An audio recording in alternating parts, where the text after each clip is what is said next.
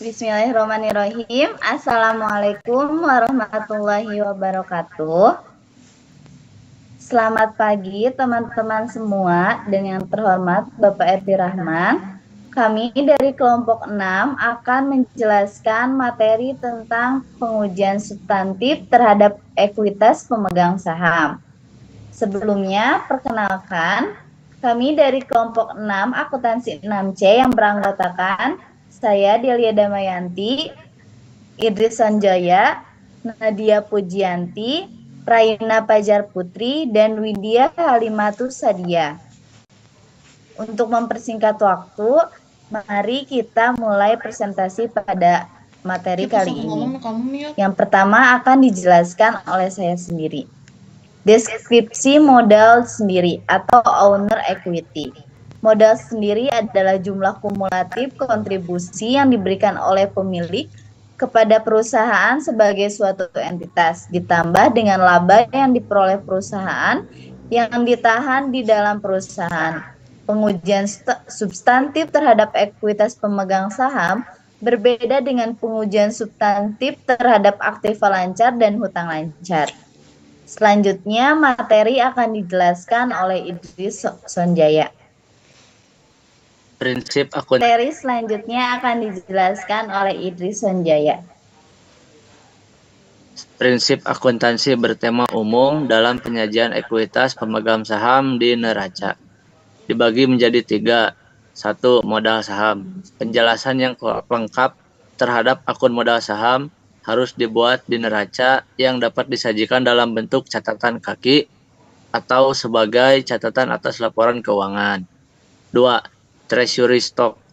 Treasury stock harus disajikan di neraca dalam kelompok modal saham. Jumlah yang disajikan adalah sebesar kasnya, sebagai pengurang terhadap jumlah modal saham dan saldo laba. 3. Saldo laba. Perubahan saldo laba dalam tahun yang diaudit dapat disajikan dalam laporan tersendiri, disebut laporan perubahan saldo laba, atau digabungkan dengan laporan laba rugi yang disebut laporan laba rugi dan perubahan saldo laba.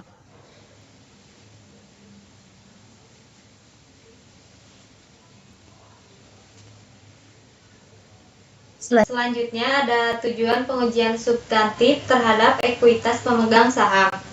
Tujuan utama pengujian substantif terhadap ekuitas pemegang saham adalah membuktikan bahwa saldo akun modal saham dan akun penilaiannya yang dicantumkan di neraca mencerminkan saldo akun modal saham, akun modal disetor, akun treasury stock, akun saldo laba, cadangan yang sesungguhnya pada tanggal neraca tersebut.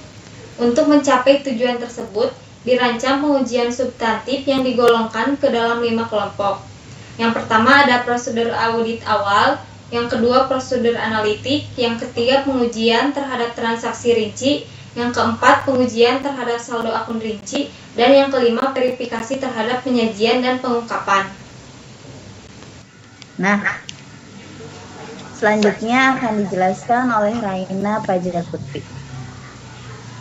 Kelima kelompok pengujian substantif tersebut ditunjukkan untuk memverifikasi asiasi manajemen yang terkandung dalam akun modal dan akun penilaiannya.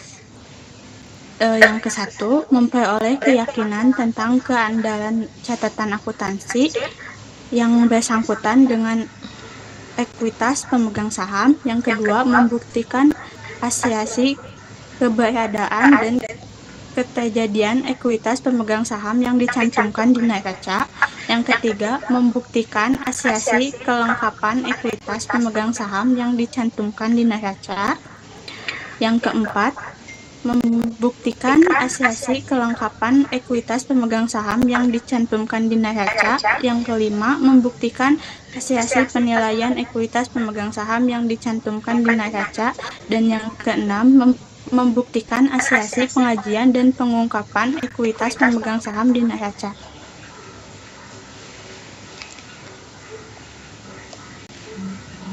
Materi terakhir akan dijelaskan oleh Widya Halimatus.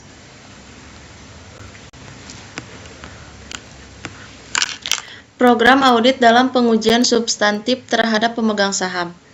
Yang pertama yaitu proses audit awal. Sebelum membuktikan apakah saldo ekuitas pemegang saham yang dicantumkan oleh klien di dalam neraca sesuai dengan ekuitas pemegang saham, neraca yang benar-benar ada pada tanggal neraca, auditor melakukan rekonsiliasi antara informasi ekuitas pemegang saham yang dicantumkan di dalam neraca dengan catatan akuntansi yang mendukungnya auditor. Yang kedua, prosedur analitik. Pada tahap awal pengujian substantif terhadap ekuitas pemegang saham, pengujian analitik dimaksudkan untuk membantu auditor dalam memahami bisnis klien dan menemukan bidang yang memerlukan audit lebih insentif. Yang ketiga, pengujian terhadap transaksi rinci, yaitu ada A. Periksa bukti pendukung pencatatan ke dalam akun modal saham, paid in capital, treasury stock, saldo laba, dan cadangan. B. Periksa catatan transaksi pengumuman dividen dan pembayarannya. C. Usut penerimaan kas dari emisi saham ke jurnal penerimaan kas dan rekening koran bank. Dan yang terakhir, periksa pencatatan transaksi pengumuman dividen dan pembayarannya. Yang keempat ada pengujian terhadap akun rinci. Pengujian terhadap saldo rinci akun ekuitas pemegang saham dilaksanakan oleh auditor melalui berbagai prosedur audit. Yang kelima itu ada verifikasi penyajian modal sendiri di dalam neraca. Yang pertama itu ada periksa pencatatan transaksi, yang kedua ada periksa penyajian treasury stock, yang ketiga pemeriksaan penyisihan saldo laba dalam tahun yang diaudit, dan yang terakhir ada periksa penjelasan yang bersangkutan dengan unsur ekuitas pemegang saham.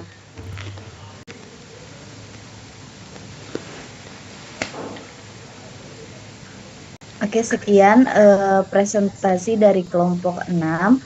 Untuk sesi tanya jawab nanti kita dilanjutkan di kelas. Saya tutup presentasi kali ini. Mohon maaf bila ada kekurangan. Wabillahi taufiq wal hidayah. Wassalamualaikum warahmatullahi wabarakatuh.